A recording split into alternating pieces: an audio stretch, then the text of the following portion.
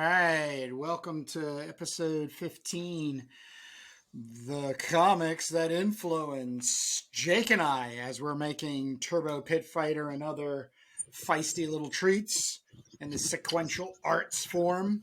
I am presenting issue number 1 of Dark Storm, Illustrated Adventure with a Kent Williams cover, one of his first in the launching of a fine artistic career. What do you got over there, Jake? I have the Unknown Worlds of Frank Brunner, number 2, and sorry I don't have number 1, but at least I don't think I have it. But um, this caught my eye when I was flipping around the other day, and we got to talk about Frank Brunner. He's up there too. Heck yeah. Who wants to go first? Who went first last time? I think you did. Okay, so then No, you're no, up. no, no. I did. I did. No, no, no. I did. Go Okay, ahead. right. Well, Frank Brunner. I think I first heard of Frank Brunner by name during the Howard the Duck phenomenon. Marvel put out Howard the Duck number 1, and it went crazy. And it was a really good artist doing the art by the name of Frank Brunner, at least for the first issue or two. And then I think was just doing covers after that. Um, and it was kind of like a sugar rush. It all went downhill just as fast as it went up. But Howard the Duck is still a name in the big pantheon of comics. And, then it got me on, well, who's this Frank Brunner guy? What else has he done? So this is an indie comic that he put out with Eclipse in 1985. And he really got to showcase, his breadth and depth. So let's go through it here and see. Um, first off, he's got this real kind of classic, you know, Conan style. It looks just like Bernie Wrightson, very similar to Mike Plug, who I talked about last time. Um, kind of like a fluidity, but here we got some, very nice lights and darks. It doesn't list a colorist here, so I'm not sure, what happened here with the colors. Um, this does look like it was color separated, so they could Yeah, the be a originals staff. were black and white pencils. It was all printed Yeah, as black and white pencils. I think in eerie and creepy. When I bought these 2 issues, I was thoroughly disappointed because they were colored. I would prefer just to see these super awesome pencils. yeah. I mean, there's actually a little date here that this was actually drawn in 1970, so this is probably his very early audition work. Yeah, Trying, and that's right around the time that Barry Windsor Smith comes out with Conan, and sets that world on fire. I'm noticing, if you're seeing this too, it looks like some use of charcoal, right, to try to bring some of these other values in, it's right? all Very pencils. scratch. There's no inks. There's no inks on this. This is all pencils. It's all pencils. The originals are all pencils. That's why I was sorely disappointed in seeing the color because it cut. They basically plated a black over the top of it in order to register it as if it was ink and color. It's a shame. It's a real shame. When you see the Right. original, I think it's in Erie. I think it's in Erie that this comes out. It's super phenomenal work, and it's all pencil, charcoals, and yeah, beautiful Yeah. stuff. So I also want to point out before I turn the page, because you're going to see something that I pointed out with Mike Plug, and these guys are the masters of leading the eye, right? Like, this is leading to this is pointing to this is pointing to this, and and then it comes down here. It's almost like, follow the arrows, but Yeah, they're using story elements instead, and then this leads you to this, and then this leads you to this, and then that leads you out here, and it's time to turn the page and see what's on the next page, right? It's amazing. And some of this is instinctual, but some of this, I mean, as teachers, we need to explicitly teach this. You're spending time on all these things here, but he's also leading the eye in a very, very, skilled and I think deliberate way. It might be second nature, after a while, but so here we're seeing like horses are very hard to draw, and they're drawing some really nice horses here. Um, you definitely are losing a lot here of the pencils because of the reproduction. I mean, if you're right, and these are just all pencils, and they're just like, like pumping it all the way up to black, then you're losing tons and tons of Yep. fine grained detail. I mean, you can see it. Yep. If we took something like this and we just turned it all to black, you would lose like maybe like 30% of the detail that's there. So you have that going on. But look at this great stuff. I mean, you know, there's the panel borders, right? It's not just panel borders. Oh, I'm going to sit down and draw boxes, right? I mean, you have open border here, and then you have some like ethereal kind of borders here. Sometimes it's there, sometimes it's not. And then you have these kind of overlaps going on. And then I love this where it just like I want to use a little extra space for my letters, so just use it and then pick up the border here. So the storytelling is like moving along, but again you see this, I have to point this out, you have this motion going towards here, and then you have like kind of like these lines that are going towards here, and then this horse's foot and the man's foot kind of kicked it back down to here. This horse is looking towards here. I mean, is it me, or is this like a Not real at all. That's right? I mean, it's awesome. like it's like a game at this point. These guys are just toying with our emotions. um, we could just follow it through. So now we're seeing I mean, there's a great story here too. Like these guys are all chained up here in the chamber of death. There's skulls all around. Same with Plug. These foreground elements, right? Like coming in front, and there's being a whole other layer of here, of storytelling here. Showing you all the debris and all the helmets and all the equipment. Then we get some faces here. We can finally catch up here with some dialogue, and we'll get into some story, right? And this guy only longs for death. You got the sorcerer coming here. Look, he's floating the sword, and then he's cutting the guy's chain, and then the guy's going on the attack of the guards. Here this guard is like lying in a pool of blood and swill with these rats all around. And this is great when something we got to talk about, Kurt, is when you're drawing figures that are really small in the background. How do you do the face, right? Like for example, right here in this page 15 of Turbo, I have all these little all these little orphans in the background, and I didn't draw their face. Do you even bother to draw a face? And so Frank Brunner answers our question here.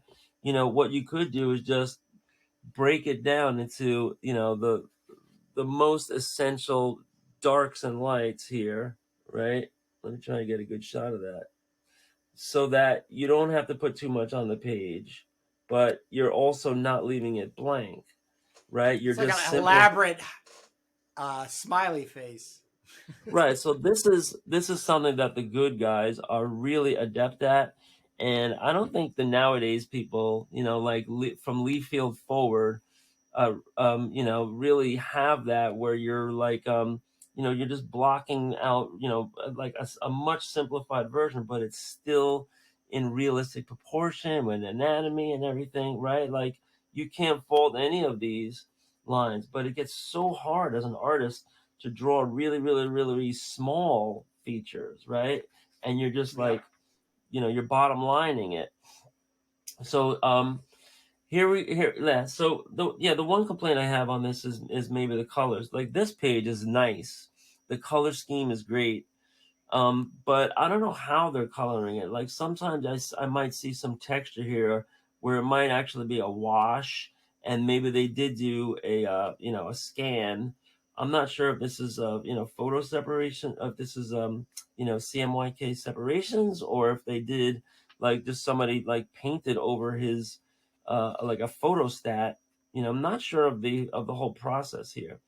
You have some light blues here in the back, and I don't know if those are just if this was an art page that was colorized, maybe by Frank himself. Anyway, we're coming here through the story. You got this big monster here. He's chopping away. You got this spiritual stuff happening with the souls are all being eaten up, and then we're coming into like the big demons here, the heavy hitters, right? These are like really cool. These are really cool panels. These demon guys coming out of the ground. Look at this hand. That's really novel. The way that they drew this hand. Right, it's like composed of flaming lava rocks.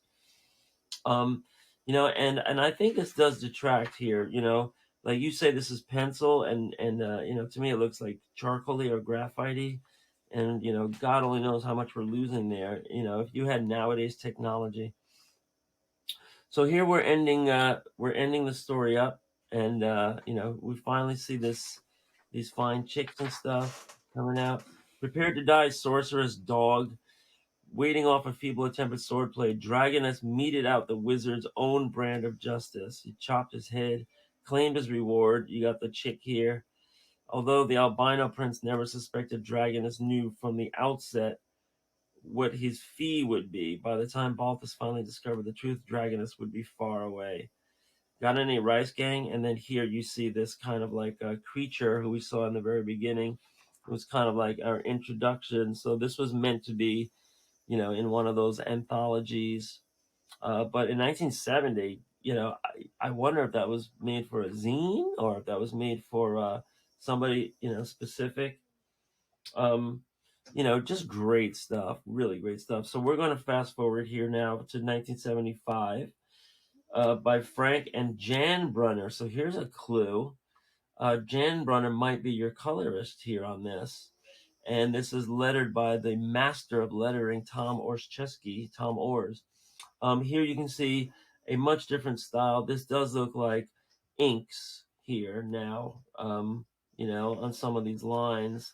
But you're also seeing this charcoaly graphite thing going on. So he's combining the wizard venom. Love the lettering here.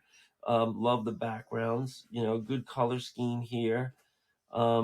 And it's picking up on Dragoness again. It's been 15 years since Dragoness slew the wizard Talvarus and made off with his woman. 15 long bloody years for a mercenary. Love that setup. Um, again, we have these foreground elements that are framing this. So this is right out of Bernie Wrightson's playbook, right? All of these things, and Mike Plug, just fits in right perfectly. Maybe we want to name some other names, in that pantheon, like John Bolton, Mark Schultz, but just a masterful way. And it's so great with the sword and sorcery stuff. You can just have these, you know, castle, decorations and sculptures and gargoyles and Yeah, and they're totems. emulating. It's always emulating Frank Frazetta. That's what they're always It is, but bowing it's to. like taking the paintings and putting them into sequential storytelling. Yep, Uh, yep. you gotta see here, like this wasn't being done so much in comics, maybe by the 80s, yeah, but by the 70s, this what's this edge lighting, right? There's like a glow on the edge. I love doing that. I have a whole lesson of that. Can't wait to teach it at the high school level one day. But here we're getting into this. So this is kind of like a great montage page, and this is a great example to look at the leading the eye, right? You got this guy pointing to the words, right? And this guy's like his hands going up to him, his face, then his arm, and then you have all this going on. You come down here, and the body language is tilting over here. This guy's kind of drawing you in to this diagonal, motion right here, And then we're finding out, there's a coven of wizards here up on the cliff that are doing stuff, and these guys are like, very pensive. I guess this kind of like doomed the native people. So great stuff. Here we're coming into the warrior at rest. We got some adult stuff here going on. We need some real nice Frank Brunner business here. And it's the wizards and the dragons, and here's the serpents.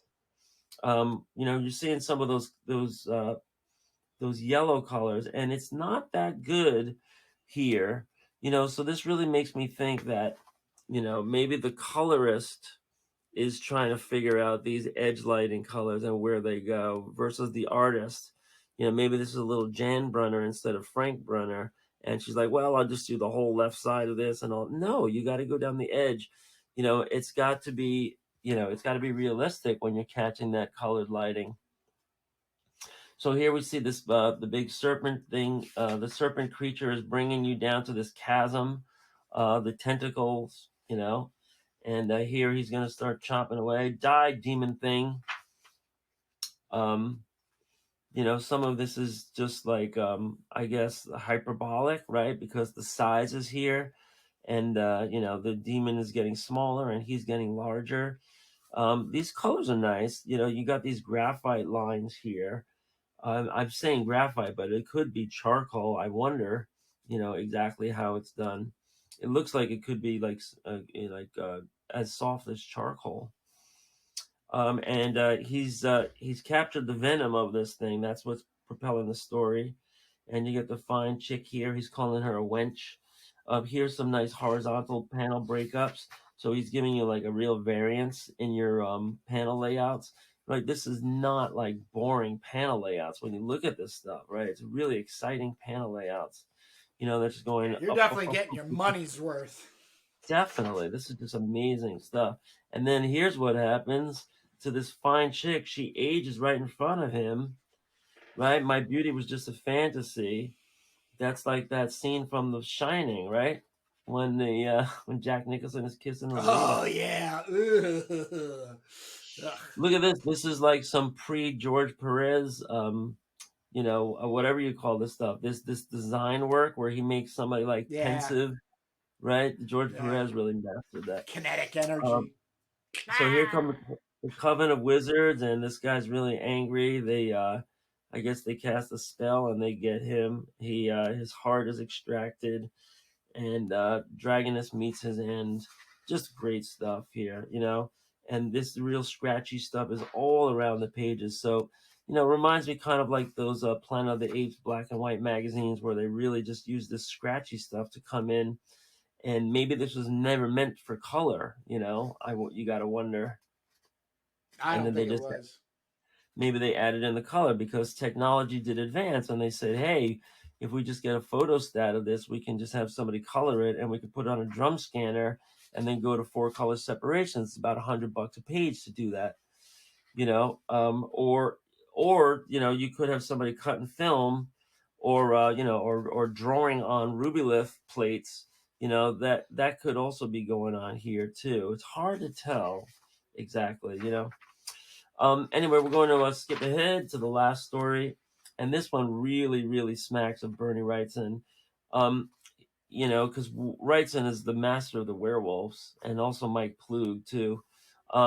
You do have some format changing here. You have a lot of dead space here on the top and bottom. So that means this was, maybe meant for a magazine originally, but this really, really, really reminds me of Mike Plug. There's like a fluidity where the hatching lines are very, very swept up into like these like circular rhythms, right? And they, one object just flows into the other. There's like kind of like, flowing like a river feeling to it. Somebody is doing the hand lettering here. They have a definite style. It works, but it doesn't look like your high level professional. Like they got Tom Orszewski for this one, right? Here we see the werewolf is ravaging this lady. They're shooting her. kind of small panels here, and I think this is just a 2-pager, actually, right? And this was definitely colored by the same person who colored the previous one, because they're doing these signature like red halos around the word balloons. What was this masked man? He didn't leave his name. Hayo Silver. So this is just a quick 2-pager that they're throwing in, and let's see. Can't wait to see what else they have in here. Here's an ad for Alien Encounters #2. This was definitely a cover by this guy. What's his name here? Eggbreal, or what is it? Lebre. Hard to see. I don't know if you can see that right there, but I really get distracted by these great ads. This is definitely fully painted stuff here, and then they just send it to the drub scan. Here we're doing some reprints. Alley Oop, Abby and Slat, Cisco Kid, and the Phantom. So Eclipse was putting out some, so just rehashing some old stuff. It looks like old black and white strips. Nothing wrong with that. So here we're coming into a great Frank Brunner special. I don't see a year listed on here, but we see the same kind of like host character, right? And this is kind of like a preview page where we're jumping into the story before we hit the title page. Again, you're seeing like no panel borders. You're just seeing like the storytelling kind of define the panel borders. And I love the way they have this hard line. They have this like outline and then this hard line of shading that comes in, and it really just suggests like this fine lighting going on. I don't know if the colorist even picked up on it that much, with any kind of like glowing yellows or golds or whatever. But the tones here, this guy's in the foreground. Some of this gets really kind of like bad or ugly, or detracts, I should say, from these fire. Like they're this is probably just like knockout here, and the colorist felt like, well, I got to make it look like fire here. No, you don't have to do anything. Just leave it knocked out. Less is more here, and the colorist is trying to put their stamp on here, and they're really not as good as a colorist as Frank Brunner is an artist. So let's go through this last story. This big hand comes up from the ground. Eye of Newt, Toe of Frogs. So we're definitely dealing with witchcraft here. And then we're jumping here back into the backstory, which you gotta love. Here's a little romantic scenes here, and this is kind of like the panel you were showing me before, like looking out the windows. Nicely framed here. This is all really nicely framed. Again, look how we're leading the eye, right? We got this spiral staircase that just comes down. A lot of interesting stuff around the house, right? Just kind of like impertinent nipple here points you out to here, and then this arm brings you down to here, right? We're playing that game again where we're leading the eye. All this great stuff. The occult sciences book. She pulls out the Book of Shadows. Beautiful lettering on that. Don't open the book. We've seen this a million times. Well, she's gonna sit here in the middle of a pentagram on the floor, and she's gonna conjure up some spirits. And sure enough, here he comes. Just great kind of like ethereal smoke and vapor here. So, the colorist really has a lot of decisions to make, how much they want to try to put their footprint in on this, and, like I say, less is more. Look at these great eyes here, looking up at all these wizards or, these druids, whatever. And then how about this panel? This is a real throwback, right?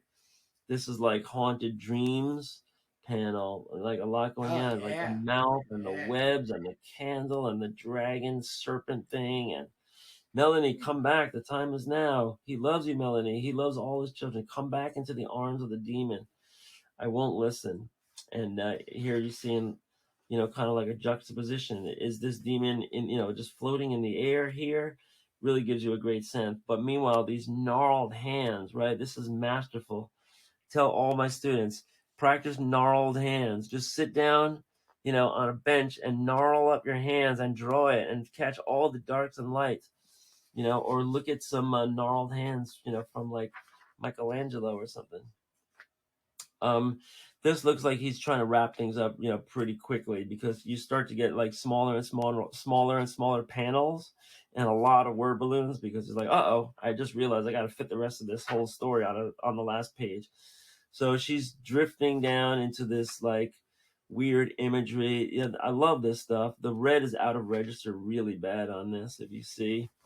That could be a printing boo-boo, or just sloppy workmanship on the stripping. It could have been the stripper's fault or the pressman's fault. Um, and just I love these hard lines that give way to this contour directional hatching. So I'm just in heaven with Frank Brunner here. This is like classic old Frank Brunner, these old stories. And it really pays to just sit down and read every single word of this and get the whole effect. But of course, we don't have time for that here. But I'll be doing that before I put this thing back in a bag. Ad here for DN Agents. This is the Eclipse original superhero storyline. I think I like this character here. I forget what her name is. It reminds me of Vanity. I think it might be Vanity. And the Rocketeer. Here's a plug for the famous graphic novel that Dave Stewart, right? Well, no, what's his name? Dave Stevens, right? Dave Stewart. And he's one of the good guys too. He's one of the real good guys too. Like he's one of the first. A classic. Yeah, the Dave Stevens Rocketeer first appeared in 1982, and so I wonder how old Dave Stevens is now.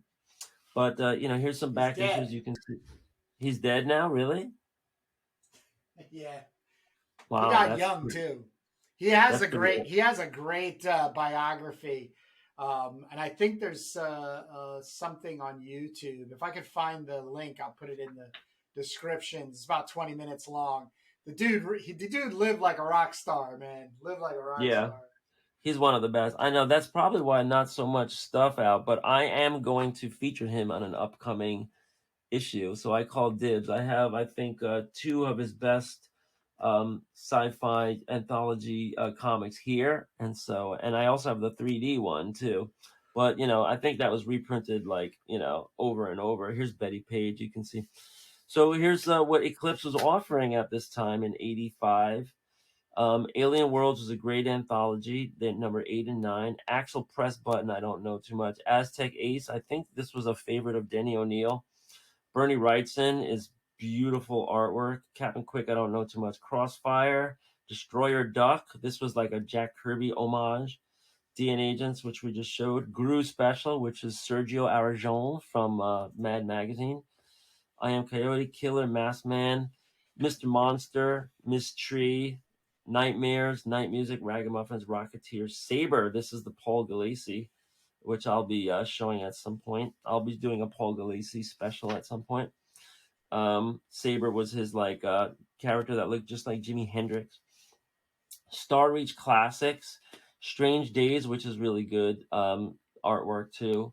Surge, I don't know too well. Tales of the Beanword, Twisted Tales. I have a bunch of these, and Zot, which is kind of supposed to be like Zap, but not as subversive, I guess. So that is my report, and then finally here on the back we have an ad for Scout, who was the Native American warrior by Timothy Truman. There's also a plug here for Fashion in Action by John K. Snyder, and this looks suspiciously like Howard Chaykin. But that is my report, and Unknown Worlds of Frank Brunner. I'm going to be on the lookout for number 1. Try to pick that up. And of course, anything you can get your hands on, for Frank Brunner. He did a lot of work for Marvel. I don't know if he ever did anything for DC, but he was a mainstay, during the 70s, and one of the best, and he also attended the High School of Art and Design, same as Carmine Infantino, Neil Adams, Larry Hama, Mark Teixeira, John Romita, Alex Toth. So he comes from a fantastic high school. It says here that he worked for Creepy, Eerie, did Vampirella. His first work for Marvel was 1969, an 11-page backup story in the Silver Surfer #6 featuring the Watcher.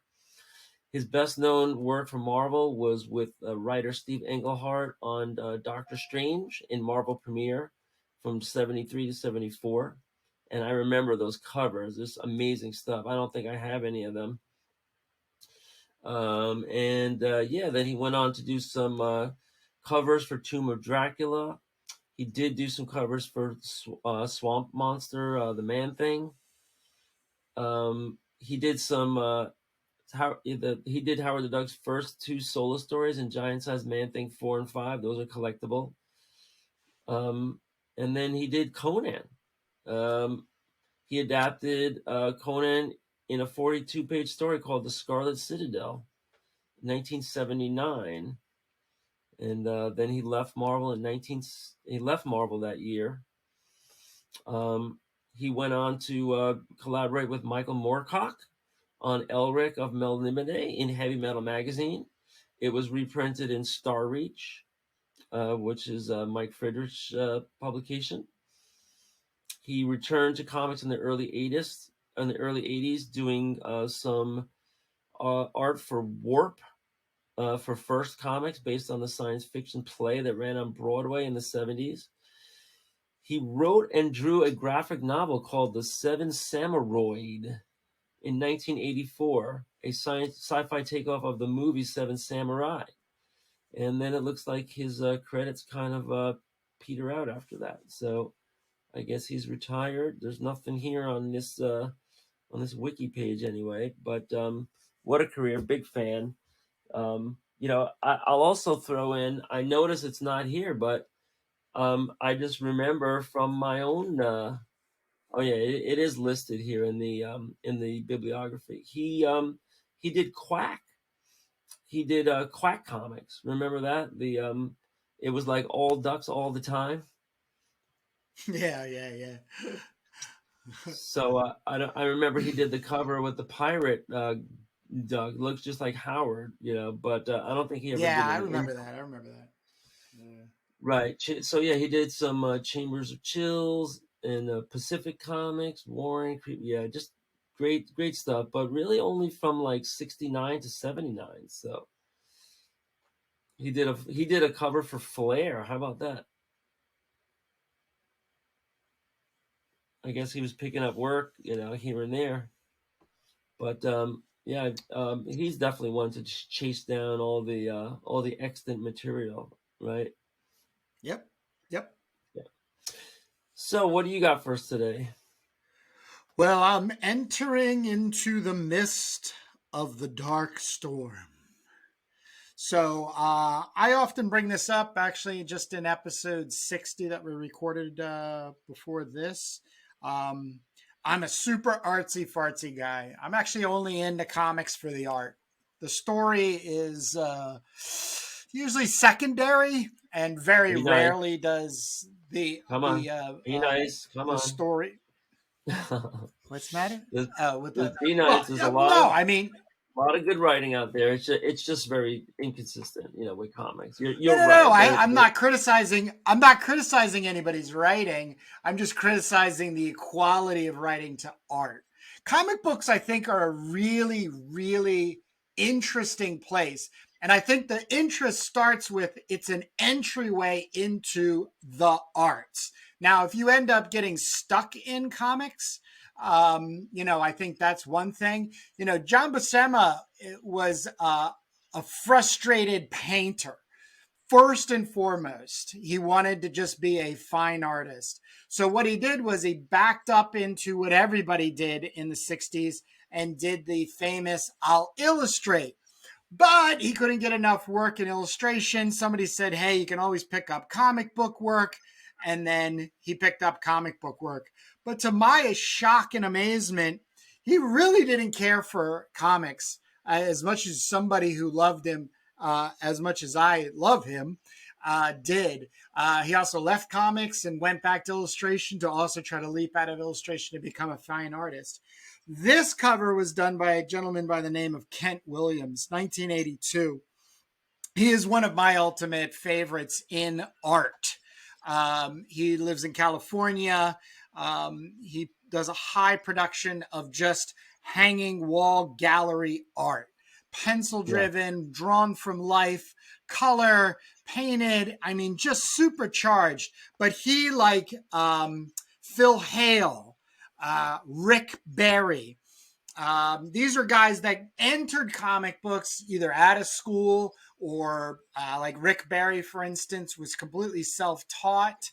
I had an opportunity to meet and chat with him a couple of times at IX, which is a realists fantasy art show that happens up in Reading every year.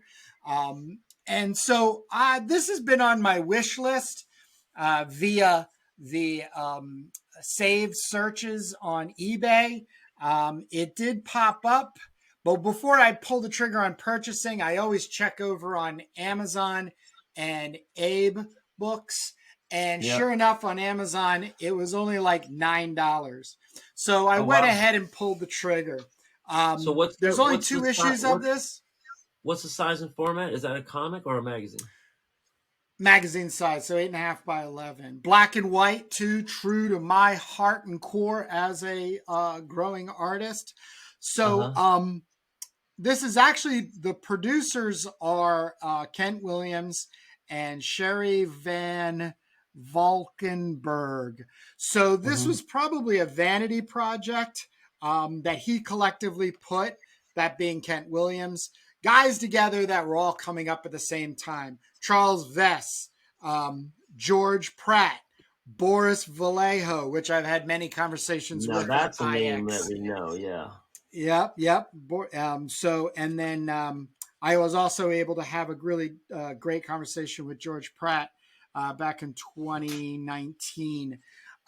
So, yeah, this is just really at my core. And I picked it up really for myself, but also to share. There are many other individuals in here, but it's black and white. So it means the intention completely was to make black and white art to be printed as black and white. So unlike your Frank Brunner, obviously they wanted to just take old published material that was owned completely by Brunner and then be able to just add color to it and get it back out onto the market again. But as I said, it very disappointing to me because so much of the nuances of what the intention was to make was lost. Yeah, are you talking about losing all those like fine pencil marks? When you go high contrast because when you're coloring, you need the black to trap everything, and they might have just been painting on a photostat. So I agree. And then God only knows who owns if somebody owns those originals pencils and they're intact, that could conceivably come out in the future, with just high detail scans now. Yeah. So you haven't mentioned Barry Windsor Smith. He's definitely an influence on this guy, right? Oh yeah, Jeffrey Jones though I think is an unsung heroine. He did transfer, to being Jeffrey Catherine Jones.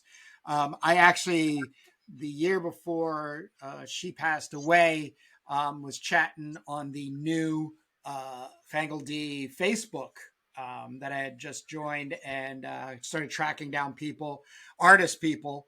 And she was one of them and ended up having a really nice back and forth for about 2 or 3 weeks about ink drawing and how it was her passion as much as it was my passion. So, what year is this? Oh gosh, 2008. What year is this? Is this magazine? Oh, I'm sorry. This is 1982. 82. Yeah, that looks like a little graffiti influenced the lettering there. Maybe. Yeah, I think back then, especially in the 80s, getting out of the 90s, it was all about throwing in everything you could to make a stew, but you Ooh, had to make look it at that. taste really, really good. But this has, this is a very Jeffrey Jones meets Barry Windsor Smith kind of Yes. laying out and plotting. Just super fantastic. Also, I'm a big fan of Sword and Sorcery, so it was But another book that had to be added to my collection. but he's also got his own thing going on too. It isn't Oh, like he's a absolutely. not a carbon copy per se, but definitely Mm-mm. recognizable We elements. all Like start with our influences. We always start with our influences. we all saw Frazetta is our always influence, at the but that core. doesn't yeah, but that doesn't mean when you're finished, people can recognize them necessarily, right? Correct, correct. That's how you grow out of your inspirations, by learning really what attracts you to making work. And I believe format also becomes, a bigger thing. As I've said, I love books. I just love owning this magazine. I'm sure somebody has it scanned and you could download or at least read the pages on a blog from 1999 or something like that. But it's absolutely not the same. When we make a comic, the printed book is the art. The physical art goes to the printer to be able to put into a printer to then give us the art. We're making this to be reduced, have certain qualities come through, and go from there. So in that distinction, he's telling a story. He's using all of the little things you're supposed to, sound effects, paneling, really driving down. This page alone is 1, 2, 3, 4, 5, 6, 7, 8, 9, 10, 11, 12, 13, 14, 15, 16 panels on one Yeah. page. This page could be like 18 by 24. You know what I mean? Well, there's a lot of Inches. storytelling, and it's okay if you don't have word balloons. You have some silent sequences. It's kind of Yeah. cinematic. Yeah, It definitely. reminds you of Definitely. storyboards, but they're at the very very bottom left. It does get to be like really like close cuts. It's a lot. It means you're trying to squeeze a script into a smaller page count. Correct. Correct. Correct. Correct. So yeah, I think this is like 2, 3, 4, 5, 6 pages.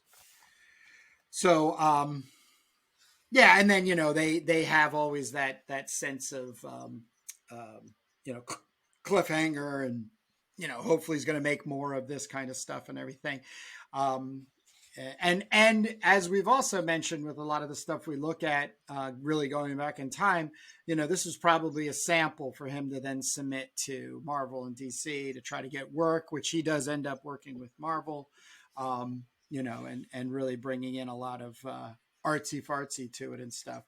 But one of the other things I love about these magazines, these black and white magazines that come out, is just the page to page contrasting in how people use black and white material in order to get things represented. This is a lot of stippling, something I Yeah. used to despise, but now I am slowly becoming more and more obsessed with. Because the effect is very specific. If you want this sort of airy quality in your work, or an area of your work, without it just being blank or black, stippling is always that, and it can be just a dozen dots to really kind of add to it. Well, Um, the stippling master might be Mobius, but he I was also going to say that. breaks the stippling. I think Mila Manara's in there too, but he breaks the stippling up into like dots and dashes and little lines and little line segments and stuff. So it isn't just like dot dot dot dot dot all the time. It's in combination. And I love the term, descriptive wise, visual communication. That was when I was in school in the late 80s. That was the buzzy words used for the arts, and graphic arts and comic books, and how it was all sort of lumped in and sold to individuals like myself to get into art school and manage your way through it to then get work. And visual communication, storytelling, making graphic images in one page of composition in order to say something. But once again, going from stippling to just really nice, loose mark making, crow quill pen, maybe a little bit of brush here and there, especially in these cows and stuff, their faces. Excuse me. I don't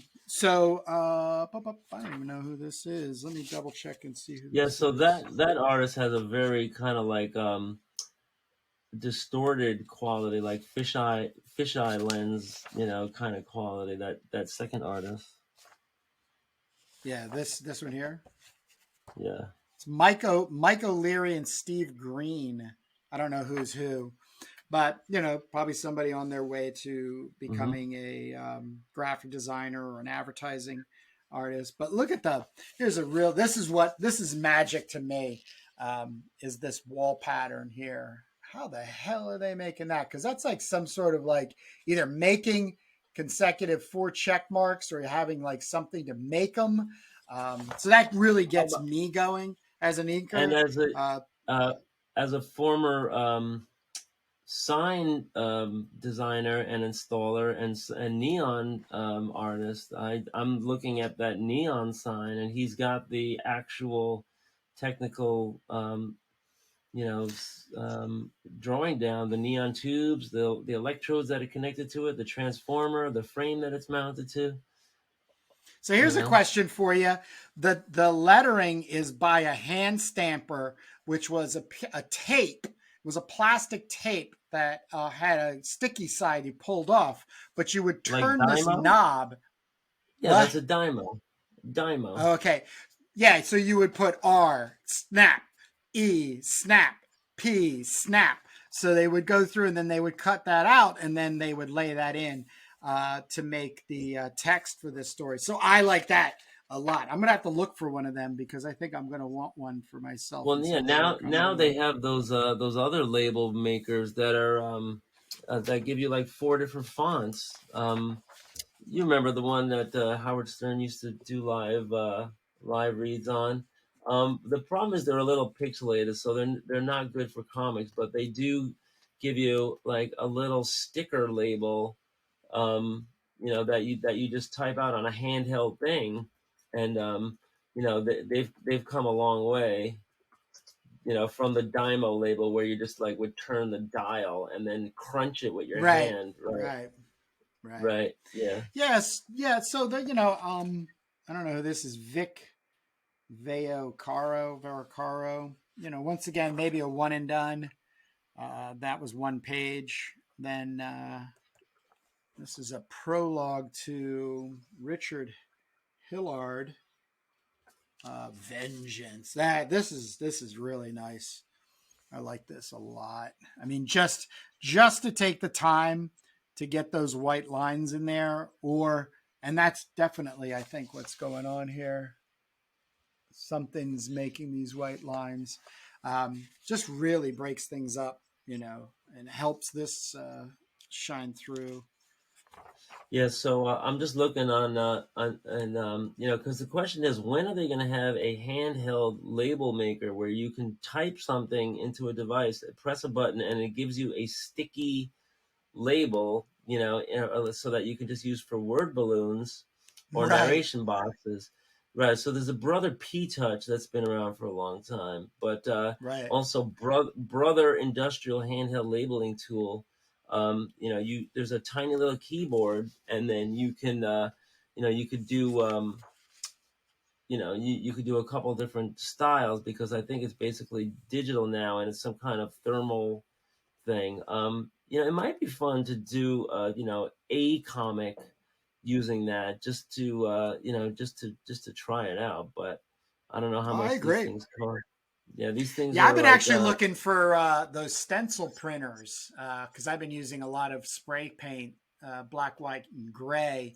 And all I've been doing is printing out a version of the panel and then Zacto knife cutting out where I'm going to end up hitting with a spray can. But I've been like thinking about like patterns or just different kinds of things. So I've been actually looking into investigating further, uh, getting something like that to add to my my thing. Now, here's a real Barry Windsor Smith tribute. This is George Pratt. So if you don't know George Pratt's work, I'm going to flash a couple images. No, I'm Um, seeing it. he's Yeah, it he's looks a really little. big in the art education. He does master courses. I think he's still up in Massachusetts or upper state New York. Been a big fan of his. This guy can sling some ink and paint, make it look like I mean, have it initially look like a mess, and then formulate something out of it. That's just incredible.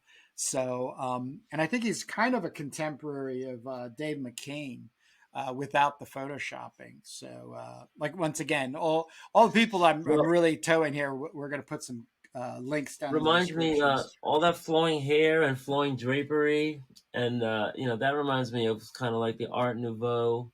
Um, Yeah, yeah, and that's what you know, that's what Barry you was got getting your it from. yeah. Barry was definitely into that a little, The but Romantics, the pre-Raphaelites. right. I mean, that was a definite art scene. You have the Job cigarette paper ads that are very famous, and then I think probably the biggest proponent of that style in the comic book industry was P. Craig Russell, the guy that used to do the Absolutely, Elric of absolutely. Melnibone, So here's whatever. Peter Cooper or Cupper, Kuper. He's still around. He's a big American graphic novelist, is what I looked him up before we got on here, because when I was flipping through this, I was like, man, where was he from? So, um, somebody who really has just gone into his own space, like a Dan Klaus or Charles Burns, and cut out his own language in order to tell stories graphically. Not personally a favorite of mine, but when I see something like this and all the chances he's taking in order to see things happen once it comes to print, especially the spraying, airbrushing, or just even a can of aerosol, um, pretty freaking cool. Uh, That so, that and guy then, reminds me of our pal Cobra. yeah, yes, yes, very good. Yep, yep. That's, oh gosh, I have it right around here Don't somewhere. know the Yeah. name, but who- Mm. who's our artist for Cobra? Here, I'll look it up while you. Bucci, Bucci. Oh yeah, It's, but yeah. yeah, Because there you saw a lot of combination of stippling and blacks and whites and yep. hatching, Yep. and then sometimes bigger panels like that that was really Yeah. setting up the sci-fi mechanical stuff.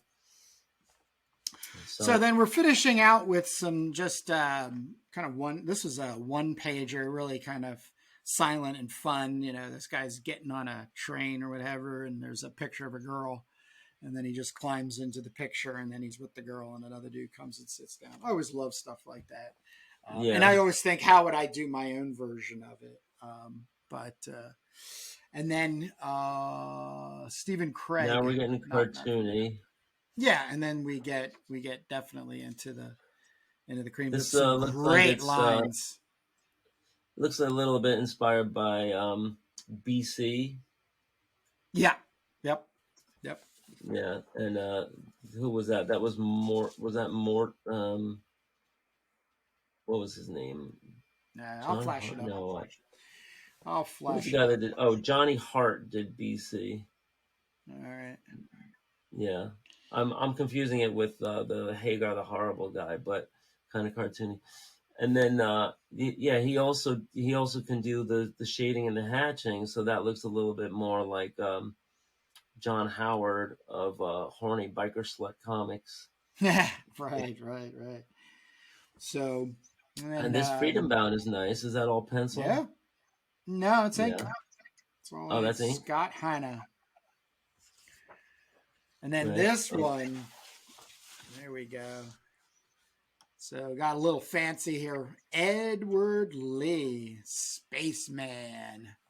Wow, look at So that. this is right There's down some my alley. stippling. There's some There's a lot everything of in here. flora. right? A lot of kind of Mm-hmm. like organic stuff. You Cross got the ivy, the hatching. leaves. Yep. You got the black and whites going on. So it reminds me a little bit of Kaluta, a little bit of um, who else in there? H.R. I just Giger. This is yeah, definitely a Giger, swipe from my H.R. Giger alien. right? But Definitely. yeah, super, super, super cool. I Yeah, like that's when very they change format. and very Well inventive. done. Yep. Yeah. Once again, probably a sample pages. Swindom. That's the name of the thing. Art of Ah, yeah, yeah, Swindom. yeah, yeah. Yep, Yeah. yep. Sarcasm. So then, Right. yeah, finishing off So here. This was kind of neat. This is just a portrait, group portrait, and then they have all the names of everybody, so you can kind of mhm. see them back when. And they got the old editorial, um, Rogers and Pratt illustration, Sherry Wilson lettering. I don't know. Oh, George Pratt did this one. Once again, that's a swipe from an Alphonse Mucha, but very, Right, very, Mocha very nice. was the Nouveau guy. Yeah. And this guy here, Charles Vess, what a crazy, crazy artist. Um, one of the last things I heard he worked on were these 3 foot by foot and a half or something pencil drawings, Uh huh. where they were like nature driven with fairies and but it was like, oh my lord, these were really fantastic stuff. I was actually trying to get out to see him, but they were moving around a little too quickly. I think he's down in Virginia.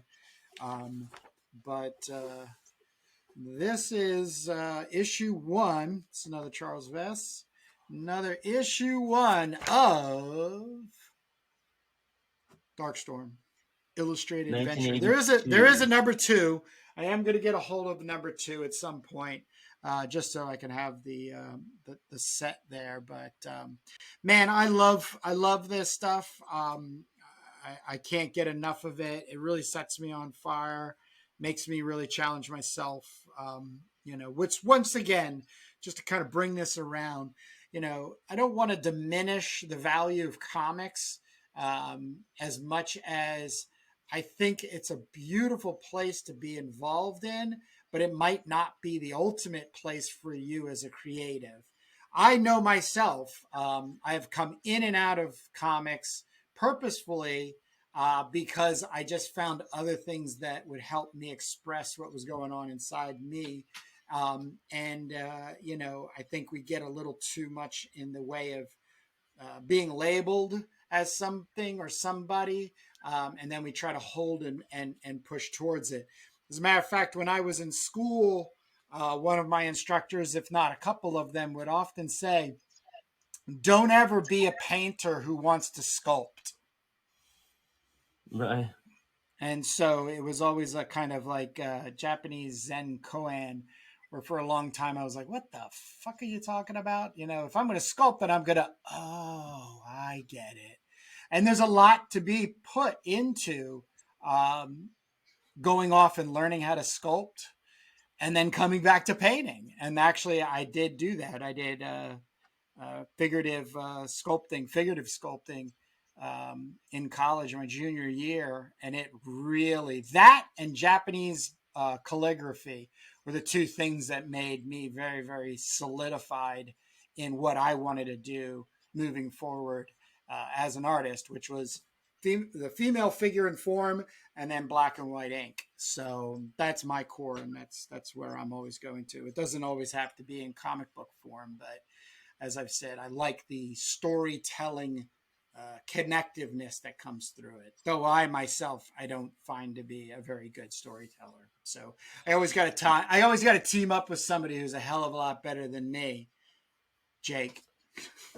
Well, well, I mean, it's always good to be an all around, person. Like, sometimes you have fallback skills that you need to pay the rent and pay the bills, and so you could say, don't be a painter who really wants to be a sculptor, but how many people are a, waitress that really wants to be a painter, Well, no, it's That's, not. It's not that though. It's not that. That let me correct you. It's not. It's not that. It is when you have an idea and you're a painter, but it should be a sculpture. Then you shouldn't paint it. You should oh, then go and investigate the materials of being a sculptor. I mean, Picasso himself is the core of Picasso is not painting. The core of Picasso is collage. When you really dig deep into it, he was very much about not only collaging paper, but objects.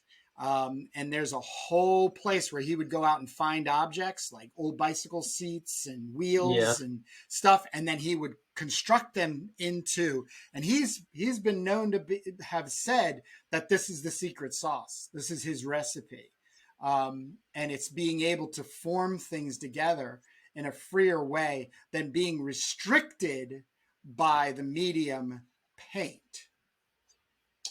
Yeah, yeah, it's good. I mean, but for nowadays, those I think that I think the days of being a household name painter have probably come and gone. But Nah, I the disagree. I it's disagree. well, name a household name painter. What do you mean? You got to go back to like Bo Kostabi. Bartlett. There's no who? Bo Bartlett. Never heard of them. Andrew Wyeth. I mean, the household name painters right now are like Jean-Michel Basquiat. You no, I mean Yeah. those are great painters, but and they're listed and they're probably selling a ton, but you're not a household name until you get out of the art world into the the common knowledge, and you I mean, you have that in other media, where people are tuned in. I mean, you have, people follow writers and movie stars and, and other creatives, but painter has really fallen off. Like, it used to be, the medium for communication, going back to the Renaissance, you had your Rembrandts and your very famous names. And then when you got to contemporary painting, you had Warhol, and you had de Kooning, and you had a lot of people that Liechtenstein, people knew their name, like average ordinary people knew their name, like, oh, that's a Liechtenstein, or even the that's a Klein, or or Vaselli. But nowadays, if I would be advising a kid, I say, if you love painting, do painting, paint your heart out. But the world of painters, even at the highest level, it's very needle in a haystack, to find those that can, make a living out of it. And usually if they make a living out of it, they become a name, and they, get an agent, and they do gallery shows, and their work, goes really well. Like, there are names, it's just not household names. um so Well, we're already over an hour, so, and I've got to get oh to my boy. picnic. It's Memorial Day, so Yep. I'm chomping at the bit. So, other than that, I don't have anything else to add. How are you doing? No, just people should tune into our Turbo Pit Fighter YouTube community page. Look at our channels. We have our Making of Turbo Pit Fighter stream, and then our Comics and Influence. Check us out uh, each week as we offer more and more. So see you guys next time. Awesome. See you next week, Jake. Yep. Not on Sunday though. That's right. We'll have to figure that one out. Yeah, if you could do Saturday.